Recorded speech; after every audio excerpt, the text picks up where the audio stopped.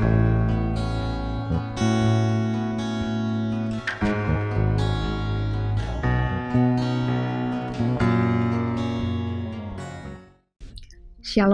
saudaraku yang dikasihi Tuhan. Hari ini kita ada di hari ke-66 dalam gerakan membaca Alkitab. Sebelum kita membaca Alkitab, mari kita berdoa. Kami bersyukur kepadamu ya Tuhan, karena di hari ini kami boleh ada di hari ke-66 dalam gerakan membaca Alkitab. Tuntunlah kami ketika akan membaca Alkitab, agar supaya apa yang kami baca itu dapat kami mengerti dan memberi motivasi kepada kami untuk hidup melakukan firman-Mu. Dalam nama Yesus kami berdoa. Amin. Saudaraku, kita akan membaca bagian Alkitab di hari ke-66 ini dalam Ulangan pasal 33 dan 34 dan kitab Yosua pasal 1 dan pasal 2. Mari kita mulai dengan membaca kitab Ulangan 33 dan 34. Inilah berkat yang diberikan Musa abdi Allah itu kepada orang Israel sebelum ia mati. Berkatalah ia, Tuhan datang dari Sinai dan terbit kepada mereka dari Seir. Ia tampak bersinar dari pegunungan Paran dan datang dari tengah-tengah puluhan ribu orang yang kudus. Di sebelah kanannya tampak kepada mereka api yang menyala. Sungguh ia mengasihi umatnya, semua orangnya yang kudus. Di dalam tanganmulah mereka, pada kakimulah mereka duduk, menangkap sesuatu dari firman-Mu. Musa telah memerintahkan hukum Taurat kepada kita, suatu milik bagi jemaah Yakub.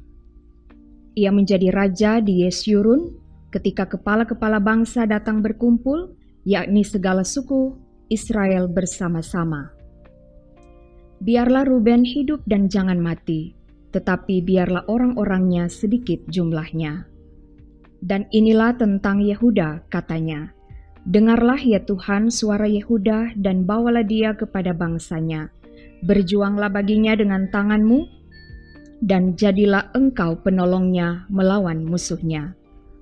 Tentang Lewi ia berkata, biarlah Tumim dan Urimmu menjadi kepunyaan orang yang kau kasihi, yang telah kau coba di masa dengan siapa engkau berbantah dekat mata air Meriba. Yang berkata tentang ayahnya dan tentang ibunya, aku tidak mengindahkan mereka. Ia yang tidak mau kenal saudara-saudaranya dan acuh tak acuh terhadap anak-anaknya. Sebab orang-orang Lewi itu berpegang pada firman-Mu dan menjaga perjanjian-Mu.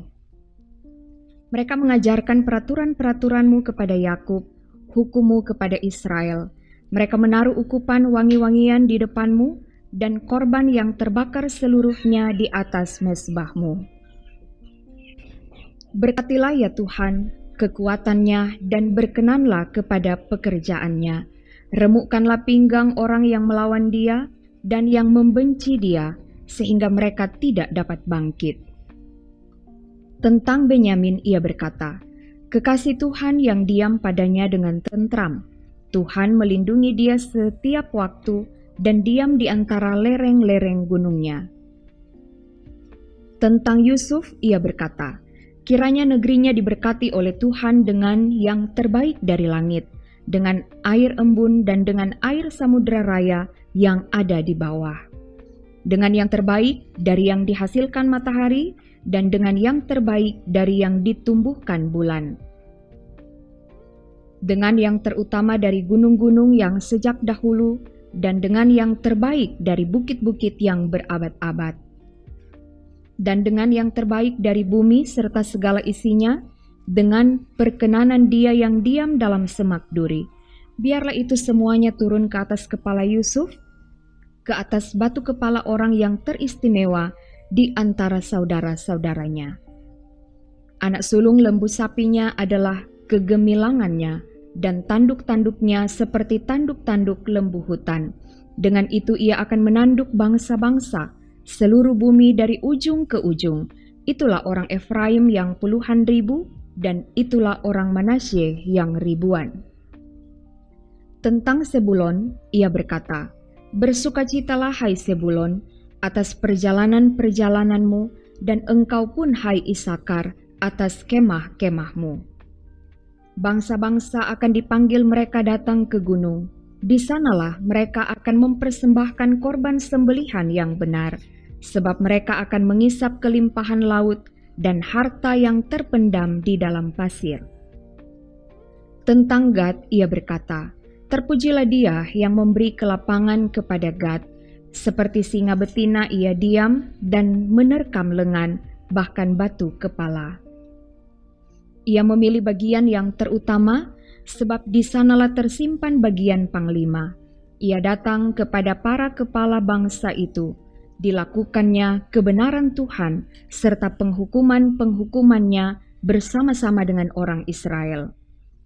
Tentang Dan ia berkata, adapun Dan ialah anak singa yang melompat keluar dari Basan. Tentang Naftali ia berkata, Naftali kenyang dengan perkenanan dan penuh dengan berkat Tuhan. Milikilah Tasik dan wilayah sebelah selatan. Tentang Asyer ia berkata, diberkatilah Asyer di antara anak-anak lelaki. Biarlah ia disukai oleh saudara-saudaranya, dan biarlah ia mencelupkan kakinya ke dalam minyak. Biarlah dari besi dan dari tembaga palang pintumu, selama umurmu kiranya kekuatanmu. Tidak ada yang seperti Allah, hai Yesyurun. Ia berkendaraan melintasi langit sebagai penolongmu, dan dalam kejayaannya melintasi awan-awan. Allah yang abadi adalah tempat perlindunganmu, dan di bawahmu ada lengan-lengan yang kekal. Ia mengusir musuh dari depanmu dan berfirman, punahkanlah. Maka Israel diam dengan tentram, dan sumber Yakub diam tidak terganggu, di dalam suatu negeri yang ada gandum dan anggur, bahkan langitnya menitikkan embun. Berbahagialah engkau, hai Israel, siapakah yang sama dengan engkau? Suatu bangsa yang diselamatkan oleh Tuhan, perisai pertolongan dan pedang kejayaanmu.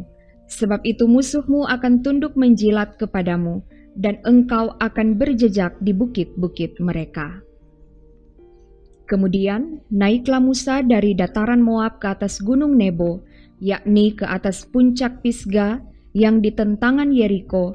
Lalu Tuhan memperlihatkan kepadanya seluruh negeri itu, daerah Gilead sampai ke kota Dan, seluruh Naftali, tanah Efraim dan Manasye, seluruh tanah Yehuda sampai laut sebelah barat, tanah Negeb dan lembah Yordan, lembah Yeriko, kota pohon korma itu sampai Soar.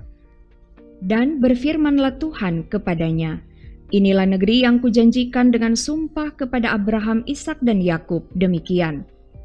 Kepada keturunan mula akan kuberikan negeri itu. Aku mengizinkan engkau melihatnya dengan matamu sendiri, tetapi engkau tidak akan menyeberang ke sana. Lalu matilah Musa hamba Tuhan itu di sana di tanah Moab, sesuai dengan firman Tuhan. Dan dikuburkannyalah dia di suatu lembah di tanah Moab, di tentangan Bet Peor, dan tidak ada orang yang tahu kuburnya sampai hari ini. Musa berumur 120 tahun ketika ia mati. Matanya belum kabur dan kekuatannya belum hilang. Orang Israel menangisi Musa di dataran Moab 30 hari lamanya. Maka berakhirlah hari-hari tangis perkabungan karena Musa itu. Dan Yosua bin Nun penuh dengan roh kebijaksanaan, sebab Musa telah meletakkan tangannya ke atasnya. Sebab itu orang Israel mendengarkan dia dan melakukan seperti yang diperintahkan Tuhan kepada Musa. Seperti Musa yang dikenal Tuhan dengan berhadapan muka, tidak ada lagi nabi yang bangkit di antara orang Israel. Dalam hal segala tanda dan mujizat yang dilakukannya atas perintah Tuhan di tanah Mesir terhadap Firaun dan terhadap semua pegawainya dan seluruh negerinya. Dan dalam hal segala perbuatan kekuasaan dan segala kedahsyatan yang besar yang dilakukan Musa di depan seluruh orang Israel.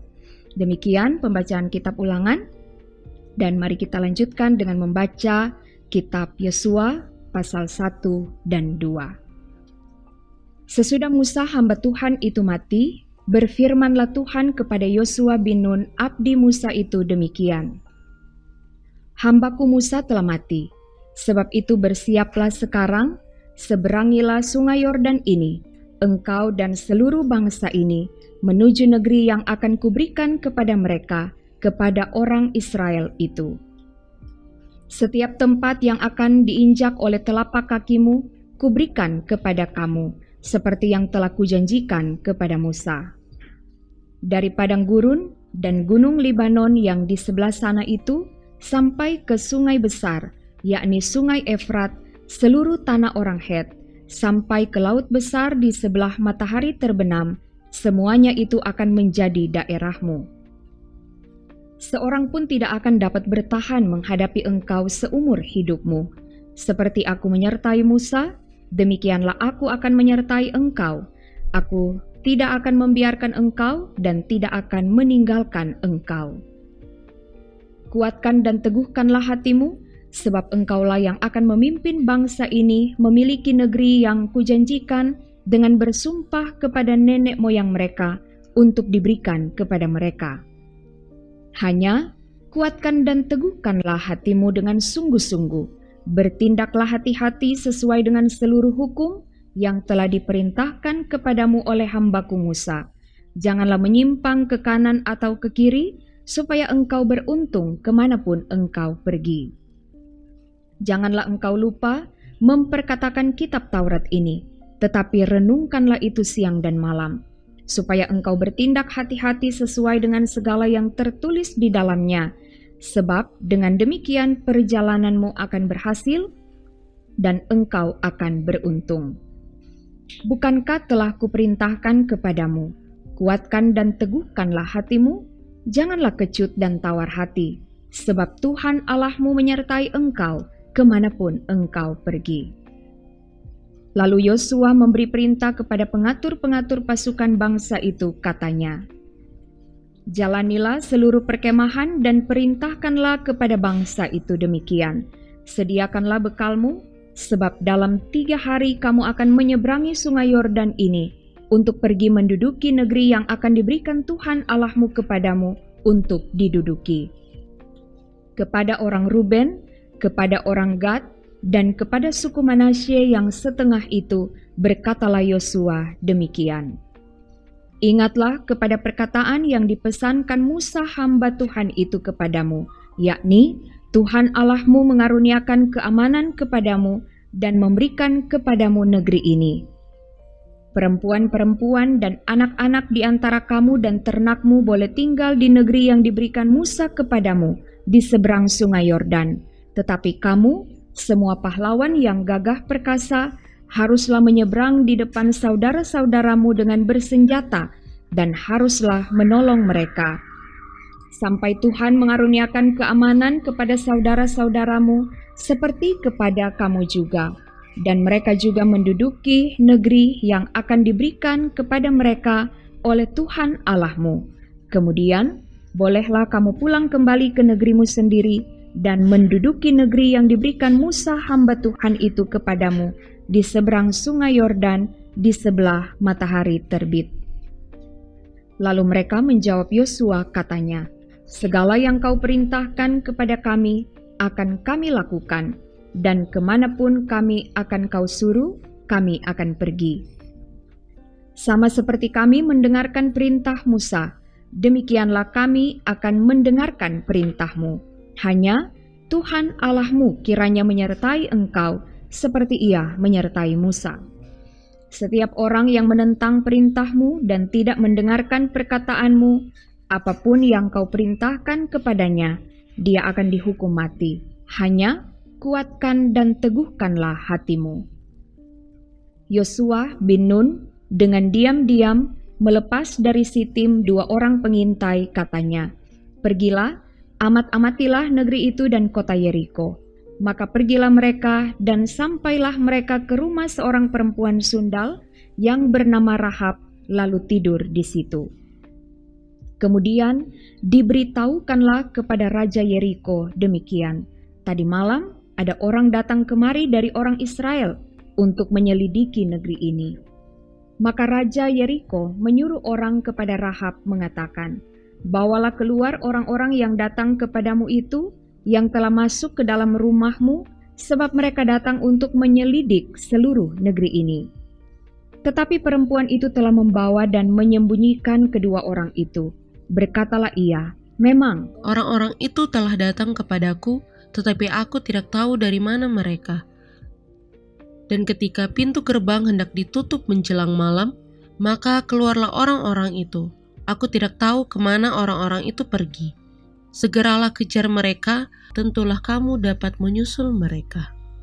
Tetapi perempuan itu telah menyuruh tuannya naik ke sotoh rumah dan menyembunyikan mereka di bawah timbunan batang rami yang ditebarkan di atas sotoh itu. Maka pergilah orang-orang itu mengejar mereka ke arah sungai Yordan, ke tempat-tempat penyeberangan, dan ditutuplah pintu gerbang segera sesudah pengejar-pengejar itu keluar. Tetapi sebelum kedua orang itu tidur, naiklah perempuan itu mendapatkan mereka di atas sotoh, dan berkata kepada orang-orang itu, "Aku tahu bahwa Tuhan telah memberikan negeri ini kepada kamu, dan bahwa kengerian terhadap kamu telah menghinggapi kami dan segala penduduk negeri ini gemetar menghadapi kamu. Sebab kami mendengar bahwa Tuhan telah mengeringkan air laut Teberau di depan kamu ketika kamu berjalan keluar dari Mesir, dan apa yang kamu lakukan kepada kedua raja orang Amori yang di seberang sungai Yordan itu, yakni kepada Sihon dan Og yang telah kamu tumpas. Ketika kami mendengar itu, tawarlah hati kami, dan jatuhlah semangat setiap orang menghadapi kamu, sebab Tuhan Allahmu ialah Allah di langit di atas dan di bumi di bawah. Maka sekarang bersumpahlah kiranya demi Tuhan, bahwa karena aku telah berlaku ramah terhadapmu, kamu juga akan berlaku ramah terhadap kaum keluargaku, dan berikanlah kepadaku suatu tanda yang dapat dipercaya, bahwa kamu akan membiarkan hidup ayah dan ibuku, saudara-saudaraku yang laki-laki dan yang perempuan, dan semua orang-orang mereka, dan bahwa kamu akan menyelamatkan nyawa kami dari maut." Lalu jawab kedua orang itu kepadanya, "Nyawa kamilah jaminan bagi kamu, asal jangan kau kabarkan perkara kami ini. Apabila Tuhan nanti memberikan negeri ini kepada kami, maka kami akan menunjukkan terima kasih dan setia kami kepadamu." Kemudian perempuan itu menurunkan mereka dengan tali melalui jendela, sebab rumahnya itu letaknya pada tembok kota, jadi pada tembok itulah ia diam. Berkatalah ia kepada mereka, "Pergilah ke pegunungan, supaya pengejar-pengejar itu jangan menemui kamu, dan bersembunyilah di sana 3 hari lamanya, sampai pengejar-pengejar itu pulang. Kemudian bolehlah kamu melanjutkan perjalananmu." Kedua orang itu berkata kepadanya, "Kami akan bebas dari sumpah kami ini kepadamu, yang telah kau suruh kami ikrarkan. Sesungguhnya apabila kami memasuki negeri ini, haruslah tali dari benang kirmisi ini kau ikatkan pada jendela tempat engkau menurunkan kami, dan ayahmu serta ibumu, saudara-saudaramu serta seluruh kaum keluargamu kau kumpulkan di rumahmu. Setiap orang yang keluar nanti dari pintu rumahmu harus sendiri menanggung akibatnya, kalau darahnya tertumpah dan kami tidak bersalah. Tetapi siapapun juga yang ada di dalam rumahmu, jika ada orang yang menciderainya, kamilah yang menanggung akibat pertumpahan darahnya.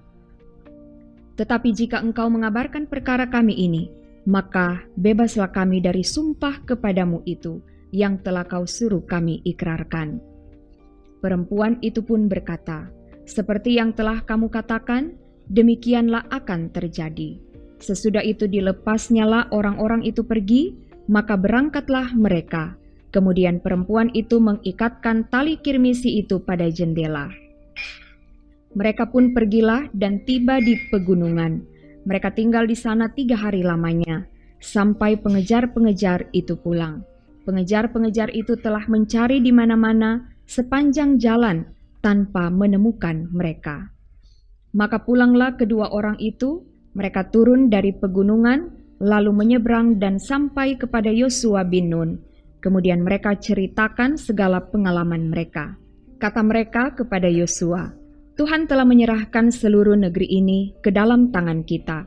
Bahkan seluruh penduduk negeri itu gemetar menghadapi kita.